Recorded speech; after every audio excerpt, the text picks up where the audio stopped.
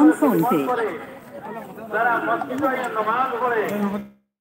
যারা দিন মসজিদের মুহাব্বত রাখে, যারা তোমরা মসজিদে ও আমু দেও না ও দেও পাগল লোকে ডং করে রম করে না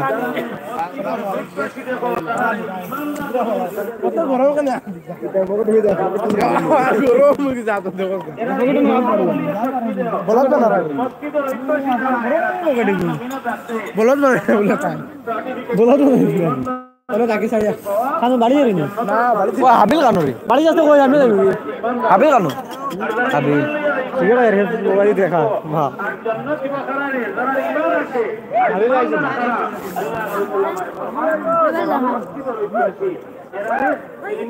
বলো আমার ফ্রেন্ড দিকে বইয়া লেগে বই মুতারা আল্লাহ আকবার মসজিদ আইছো তা লাগে আর ইনো এখন অন্য আড্ডা মারিলাম না হো নো হে ফ্যান্ডেল বর গিয়া তারি ভাই গেলে লাভ হইতো চলো তোমারে কাঞ্চি মারি ইনো দেরি পয়সা আনছে না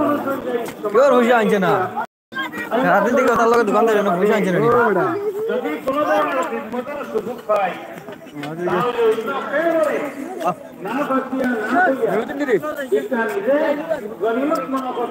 ওই জাদি তো খাইয়াত বাজে দিব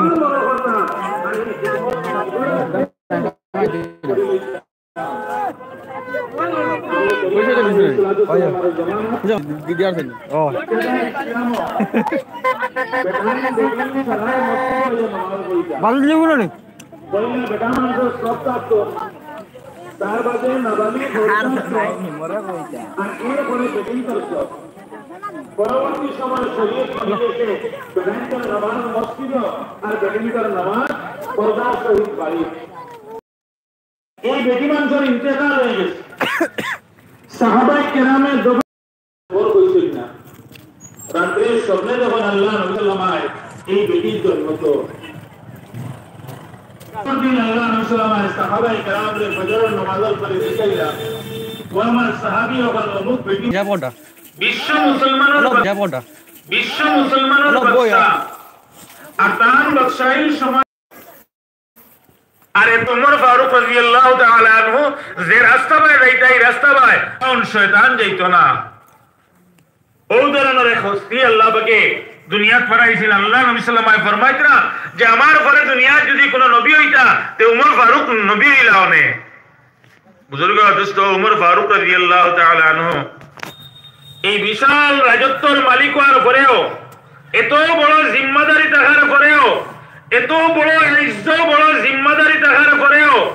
এত বড় ইজ্জতের পরিবার পরেও শুক্রবারে বাড়ির থাকি জারু হাত লইয়া মসজিদে যাইতা, নিজের হাতে সভা করতা, আবার জারু হাত লইয়া বাড়িতে আইতা। খাদিমে যদি কইতো হুজুর আমার কাছে দেখ বলে না, জারু খান পর্যন্ত দিতা না, নিজের হাতে গিয়া আল্লাহর ঘর মসজিদের খিদমত করতা, সময়ের বাহির করিয়া। দোস্ত আল্লাহর ঘর মসজিদের কদর আমরা দিল নাই।